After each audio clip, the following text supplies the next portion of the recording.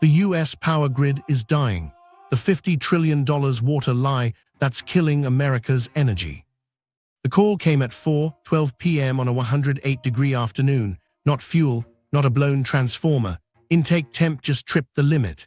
In the next 6 hours, 2 million people would feel that sentence. A 900-megawatt plant eased the throttle while demand climbed. Hospital chillers waited on permission. A data center eyed its diesel tanks. Everyone expected wires to be the problem. They weren't. Here's the part nobody says out loud. The grid's choke point wasn't electrons. It was water, too warm, too low, and fenced by permits. The river set the ceiling. The city kept pushing, and the clock wouldn't stop. The grid runs on water, not energy. To understand why that call mattered, go back to the machine behind most US electricity, a heat engine that boils water into steam, spins a turbine, then needs a cold sink to condense that steam and reset. About 9 out of 10 kilowatt-hours still come from thermoelectric machines, coal, gas, nuclear, living and dying by that condensing step. No cold sink, no cycle. No cycle, no power. Here's the lie. We talk fuels and technologies like they float above geography, gas versus wind, nuclear versus solar. We almost never do the cooling math. Withdrawal versus consumption. Once through intakes versus recirculating towers. Intake limits, discharge limits, and ambient temperature lines written into permits. Planning models assume water arrives, cold and plentiful, exactly when you need it. That assumption is breaking. Action first.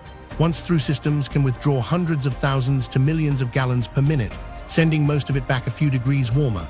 Recirculating systems withdraw far less, but evaporate more through towers. Either way, the heat has to leave. In ordinary summers, it does. Under a heat dome, the intake water starts near the red line, river flow slackens, and the legal temperature rise allowed above ambient shrinks to tenths of a degree. Operators can't argue with a permit that protects fisheries and downstream users. They throttle or they trip. What nobody priced into capacity spreadsheets was how geography locks risk. Dense clusters of thermal capacity sit on the Ohio and Tennessee, the lower Colorado, the Columbia, and on coasts tied to marine protections. As those watersheds warm, dry, and swing between low flows and flash floods, the dependable middle of the fleet becomes seasonal. Reliability planning that treated water as a constant runs into summers that don't cool at night, towers that underperform in hot, humid air, and rivers that never reset before the next peak. Finance noticed, a plant that can't run hard during the most lucrative hours because intake temperatures exceed permits or flows fall below thresholds becomes a stranded asset in slow motion. Capacity payments erode when accredited summer capacity gets cut to reflect water risk. Insurance tax on riders for environmental curtailments. Lenders ask different questions. What were intake temperatures the last 3 summers? How much headroom under 316? Discharge limits. What's the basin's 5-year drought outlook? Regulatory planning has a blind spot. Capacity accreditation and seasonal assessments often treat water as static, but hydrology moved. Heat waves arrive earlier, linger longer. Nights don't cool enough for condensers and transformers to recover. Rivers start warm and stay warm. The constraint repeats exactly when demand stretches later into the evening. Meanwhile, high temperatures drop line ratings and shave transfer capability, compounding the pinch. Make it human. You hear it when a hospital facility's chief asks, "Can you hold frequency for 6 minutes while we restart chillers?" The operator checks an intake thermometer, not a gas contract. Downriver, a grower staring at allocation cuts sees posted withdrawals from a power station and wants to know why electrons outrank crops. A fisheries biologist measures stress in trout at a discharge plume while the plant trims load to keep a 1-degree delta. Nobody in those scenes argues about megawatt pricing models. They argue about a river. Inside water use, the terms hide trade-offs. Withdrawal isn't consumption. Returning warmer water alters ecology. Evaporation in towers cuts withdrawals but consumes scarce supply. In a hot, dry year, both paths fail. Rivers too warm to accept discharge, air too hot to reject heat effectively, minimum flows that leave nothing spare. Physics and permits converge into the same ceiling. This is where the story bends. Drought maps now overlap with a big share of thermal capacity. Operators pre-plan derates, their word for planned output cuts, at the exact hours demand peaks. Hot days lead to hot nights kill recovery, and the next day starts with less headroom. The feedback loop tightens across a week-long heat dome. Add hydropower's late summer thinness, head falls, inflows shift earlier, and the quiet battery flickers when you need it as a ramping resource. Reliability turns into choreography. Staggered chillers, pre-cooled buildings, peakers on standby, emergency imports if the lines can carry. If you zoom out, the point isn't anti-thermal or pro-renewable. It's pro-reality. A grid that treats rivers and oceans as infinite cold sinks will keep getting surprised by thermometers and flow gauges. The overlooked question is, do we have fuel? Do we have cold water where and when we're allowed to use it? In more places, more often, the answer is no, or not enough. So who knew? Plant engineers have watched condenser backpressure creep on hot nights for decades. Environmental monitors have logged fish stress and thermal plumes. Regulators wrote permit lines using historical ambient temperatures. Investors ran discounted cash flows without a river column. Everyone saw a slice. Few stitched it into a grid-wide dependency. That's the lie unmasked. The US grid runs on water. When the water runs hot or runs low, the grid shrinks, even with fuel in the yard and gas in the pipe. The control room at 4:12 p.m. wasn't staring at a generator fault. They were staring at a river thermometer, and that's the meter that decides who gets the cold when August shows up. Evidence deep dive. Water withdrawals by technology and basin. To see the choke points, follow the water. Start with cooling design. Once through systems pull staggering volumes, hundreds of thousands to millions of gallons per minute, move heat through condensers, then return it warmer. Withdrawals are huge, consumption is low. Recirculating systems withdraw a fraction of that, but evaporate far more through towers. Withdrawals drop, consumption rises. Dry and hybrid assist/water needs, but pay in efficiency, especially on hot days when air cooling struggles. Under heat domes, each design hits a different wall. Rivers too warm to accept discharge, towers with poor approach temperatures, or dry systems giving up megawatts to stay within limits. Now put that physics on a map. In the Colorado River Basin, the math is measured in feet. Hydropower depends on head, the vertical drop, and inflow timing. When Lake Powell sits high, Glen Canyon's turbines bite. When elevations flirt with minimum power pool near 3,490 feet, generation falters. Federal outlooks have warned. In dry scenarios by late 2026, Powell can approach that line. Meade near 1,035 feet would force Hoover to shed roughly 70% of capacity as 12 of 17 units go quiet. Contracts that once felt firm now hinge on snowpack and heat. That's electricity priced by winter storms and summer air. While that was playing out in the Southwest, the Southeast learned that wide, slow rivers aren't infinite sinks. Once through coal and gas units saw intake temperatures push toward permit limits. Some states cap both absolute discharge temperature and the allowed rise above ambient, especially during low flow or spawning windows. Recirculating units helped on withdrawals, but still stumbled when humid nights kept air hot and towers underperformed. Operators derated across stretches of days, exactly when evenings demanded full output. The biology behind those permits, dissolved oxygen stress, species protection, turned into the dispatch order. Meanwhile, the Midwest carried a quieter dependency. Along the Ohio and Tennessee rivers, a dense belt of gas combined cycles and legacy units share the same water.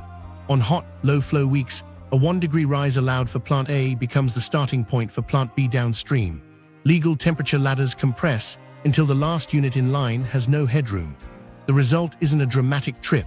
It's a corridor losing a virtual power plant through dozens of 5% trims. On the coasts, the ocean looks bottomless until marine heat waves and biology intervene.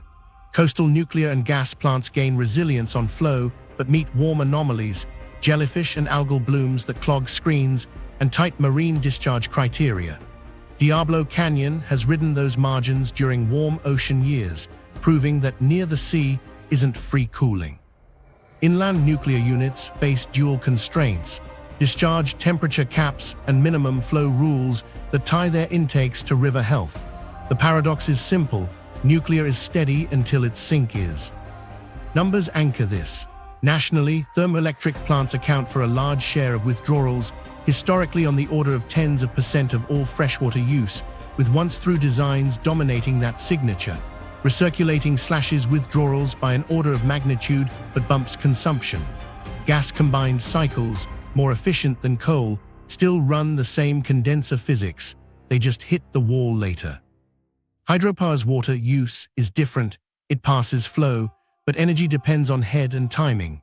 Early snowmelt shifts spring peaks forward, late summer thinness arrives just when demand crests. Wind and solar barely register on the water ledger during operation, which is why they keep running when rivers warm, but their value shows up only if transmission and storage reshape the timing. Permits make the physics binding. Under the Clean Water Act Section 316, intake structures must protect aquatic life and discharges must stay within thermal criteria designed around historical ambient water. When rivers arrive at 86 degrees, the allowed rise may be a few tenths. Plants trim load preemptively to avoid violating limits that trigger enforcement and lawsuits. Insurance now writes business interruption clauses for environmental constraints. Lenders price sites by recent intake temperatures, discharge headroom, and basin drought outlooks. Water moved from background to credit risk. You can read the evidence in plant logs. Heat waves have pushed units on the Tennessee and Ohio to schedule maintenance that conveniently overlaps with permit-pinched afternoons. Nuclear stations inland have feathered 5% to keep condenser back pressure under safety bands. Out west, run-of-river hydro sagged in August as inflows lagged, while reservoir operators timed releases to protect elevations and fish before peaking power. None of it is ideology, it's the record of gauges and signatures. One detail matters for what's coming: accredited capacity versus paper nameplate. Market's historically credited average performance. Seasonal accreditation now trims summer value for plants on warm rivers unless they harden, hybrid cooling, wastewater tie-ins, or proven performance under heat. A combined cycle with a purple pipe contract earns back megawatts others lose. A coal unit with once-through cooling on a warming river sees its August promise discounted. A solar plus storage site gains because it delivers at dusk without touching a river at all. Zoom back to the map. 5 clusters light up. Desert Southwest load islands tied to the Colorado's head and feet. ERCOT's reservoir tethered thermals amid surging demand. The Ohio-Tennessee belt where warm, shared rivers turn small derates into big losses. The Southeast's humid, hot corridors with nuclear anchors, and the Northwest's late summer hydro thinness colliding with regional heat. Different basins, same story, the sink writes dispatch. And when the sink runs hot, the grid runs short. The human stake when lights and water collide. By 3:06 p.m., the hospital's facilities chief had the checklist open and a knot in his stomach. The chiller restart would spike load for 6 minutes. If frequency dipped at the wrong second, an OR mid-procedure would feel it. He called the control room. "Can you hold me steady?" The operator glanced at the intake thermometer edging up in tenths. "Start slow. Stage pumps at 30-second intervals. We'll ride with you." He relayed it to the OR. A scrub nurse paused, gloved hands lifted, listening for a yes that wasn't absolute. Crosstown, the data center's ops lead walked the battery aisles, hand on a rail that vibrated like a heartbeat. Their contract promised 5 nines. The grid didn't. Cooling setpoints dropped 2 degrees to build buffer, workloads shifted to another region over a congested link. He checked the diesel tanks and hated the thought, burn fuel because a river ran hot. A developer pinged him, inference latency spiking. He typed back, "Hold, grid's tight. We'll throttle before we fire gens." He knew if the needle nudged higher, the decision flipped. Downriver, a grower in his 60s watched his phone buzz with the day's allocation cut. He'd torn out a block of peaches last spring after a decade of drought stretches, and the stumps still stood like gravestones. On his laptop, a utility page scrolled plant withdrawals in millions of gallons per hour. He tapped the screen. "They're upstream, we're downstream, and we both need cold." His daughter, who ran the books, opened the power bill from last August, circled the peak charges, and said what neither wanted to say. "If prices climb again, we idle the new pump. We lose the late harvest." 3 days earlier, the town's water superintendent signed a boil water notice after algae blooms slipped through as the intake warmed. He rinsed a clogged screen while the mayor asked if the power plant could chip in for extra chemicals. "They're within permit," the superintendent said, "but we pay when the river heats." Residents held glasses under taps and frowned at the tint. On social feeds, the outage map and the boil water map overlapped in the same neighborhoods. At 4:21, the first residential feeders hit thermal alarms. Developers had sold glass-faced condos that cooked by late afternoon. Window units rattled like they were begging. In a third-floor walk-up, an 81-year-old woman shut off her bedroom AC and sat by the kitchen fan to keep the bill under control. Her fixed income didn't stretch with scarcity pricing. She'd grown up in the 1950s when the river was a backdrop and the plant a town landmark. Now the plant's warm discharge and her humming fan felt like the same story told two ways. Back in the control room, the analogies turned into choices. Voluntary conservation alert, sent, demand response, activated, big box stores dimmed aisles, a cement kiln paused a batch, a cold storage warehouse pre-chilled last night to coast now, peakers with air cooling, spun up expensive and loud, imports, limited, lines ran hot and sagged in the heat. The operator called the hospital back. "You're clear through 5 minutes. After that, we'll need 30 to reset." The chief nodded, then walked to the OR. "Go." Unknown to most watching price charts, a fisheries biologist stood knee-deep below the discharge, testing dissolved oxygen, while the plant shaved a little more to keep the delta inside the line. He called the environmental monitor. "Stress is high but survivable if your outlet stays under the cap." That phrase, "under the cap," was now the break on an entire city's evening. The data center hit its threshold at 4:37. The ops lead chose the lesser sin: start the gens for a 90-minute run, keep racks cool, avoid a cascade. Diesel fumes trusted over a warm river. He logged the start with a note nobody outside would see: grid constrained by intake temp. By dusk, the human seams were visible. A nurse taped foil over a west window in a clinic waiting room. A farmer shut the well. A mayor signed an emergency purchase order for treatment chemicals. A grandmother swapped rooms to chase a cross breeze. The operator circled numbers no fuel contract could fix: the thermometer in the river, the inches of head at the dam, the approach temperature at every tower, and understood the fight. The lights weren't arguing with electrons, they were bargaining with cold. The historical context, the origin of the water blind spot. To get why a river thermometer can stall a city, go back to when the grid's map was drawn with rail lines and cold water. After World War II, utilities followed a simple rule: put big machines where fuel arrives and cooling is free. Coal moved by train. Rivers and lakes looked endless. Land beyond city limits was cheap. Through the 195s, 196s, and 197s, that logic scaled into fleets, massive steam cycles planted on broad, dependable waters. Nobody questioned the sink. The sink made it possible. Regulation blessed the pattern. State commissions approved plants that matched rising load. The Clean Water Act arrived in the 197s, and permits set discharge and intake rules that engineers could meet with once through intakes, or, if neighbors and fish pushed back, with recirculating towers. If you had a big, cold river, once through was efficient and cheap. If you didn't, you bought a tower and paid the heat rate penalty. The choice wasn't about climate, it was about local politics and cost curves. Nuclear joined with a promise: smoke-free, giant, steady, but nuclear is still steam. It traded coal piles for fuel assemblies, not condensers for magic. Siting had flexibility on fuel logistics, but cooling didn't. Many reactors landed on rivers and lakes that looked stable and cold. Their economics favored low condenser temperatures, which reinforced the siting bias.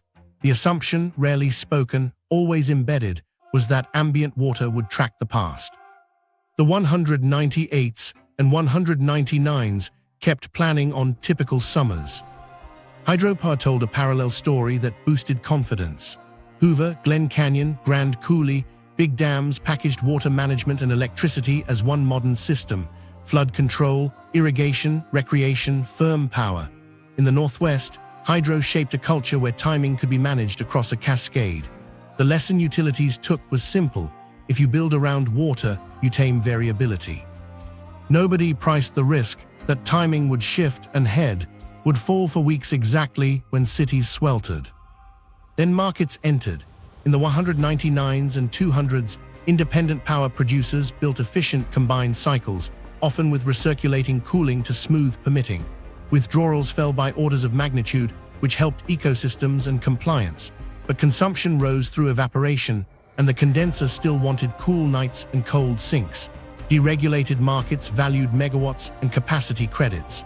River temperature never showed up in the clearing price. A quieter engineering doctrine hardened into gospel. Chase condenser vacuum, chase delta T, chase efficiency. Cold intake water shaved heat rate and fattened margins. Summer peaks overlapped with warm rivers, but nights cooled enough to reset. Design days were drawn from historical weather. The blind spot wasn't denial, it was habit built into spreadsheets and permits. Policy layered on constraints that seemed manageable. Section 316, A and B, under the Clean Water Act tightened thermal discharge and intake impacts. Endangered species law added seasonal flow protections. States wrote stricter criteria during sensitive periods. Operators responded with screens, fish protection, modified outfalls, and when needed, summer derates masked as maintenance. The message was, comply and carry on. Water stayed background because compliance looked like a box you could check. Two shifts made that background loud. First, heat waves got stickier. Nights stayed hot, especially in humid regions, cutting recovery for towers, condensers, and transformers. Second, drought deepened and timing drifted. Snowmelt arrived earlier in the west, late summer inflows thinned. River ambient temperatures pushed up across the southeast and midwest. The permits, written against yesterday's baseline, turned into hard ceilings. The places chosen for cold water stopped being reliably cold when it mattered. Meanwhile, transmission mapped around the same geography. Lines grew from those river valleys and coastal corridors, knitting clusters of water-anchored plants into regional grids. That helped until a heat dome spread across the whole cluster. Then every station saw the same warm river within hours, and downstream units inherited upstream deltas like a ladder with missing rungs. The wires were strong, the sink was the weakness. Finance cemented the blind spot's cost. Book values and forward curves assumed summer revenue from plants anchored to rivers. Insurance priced physical risk, not environmental curtailment.